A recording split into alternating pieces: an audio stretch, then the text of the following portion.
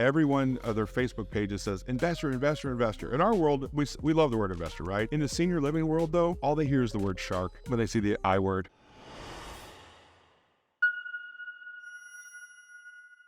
The empathy thing is really interesting. I mean, how do you? That's something that no matter what you do, whether you're for you guys, looking to team up with people. We're talking to a lot of people who they're also looking for partners on their end to team up with.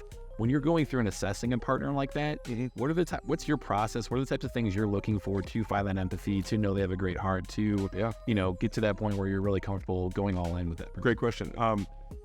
This week we had 53 people graduate with a senior transition specialist certification. Mm-hmm. We do testimonials on day 3, so we just did them yesterday. The feedback is it was a lot. So in the 3 days, it's like drinking out of a fire hose of this new industry. I don't spend a lot of time on how to write contracts. There's plenty of resources for that. This is how you break into the senior living industry. There's so much content about who you need to be. I feel like the people weed themselves out after they go through the 3-day. So we don't partner with anyone until they've had that training. And people have said, I don't think I'm right for this. Mm-hmm.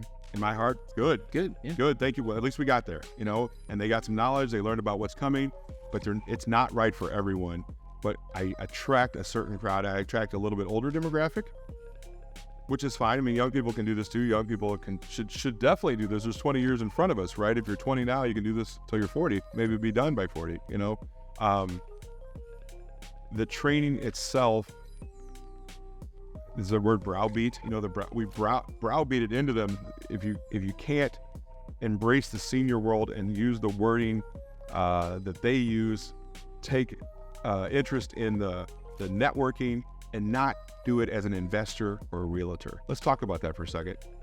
Every one of their Facebook pages says investor, investor, investor. In our world, we love the word investor, right? In the senior living world, though, all they hear is the word shark when they see the I word. And so you have to approach it a different way. And if you're a realtor, that might even be worse, only because that's the way they've been fixing this problem the past 30 or 40 years. Mm-hmm. The senior living world knows they have a problem.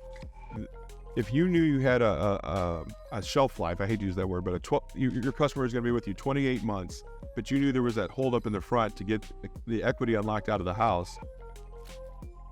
Even with the market being so good, by the time you get the house cleaned out, get the rehab contractors through there, get more rehab bids, because have you guys tried to get a contractor right now with the market being so good? Not ideal. Yeah. Not ideal, right? And by the way, they live 400 miles away.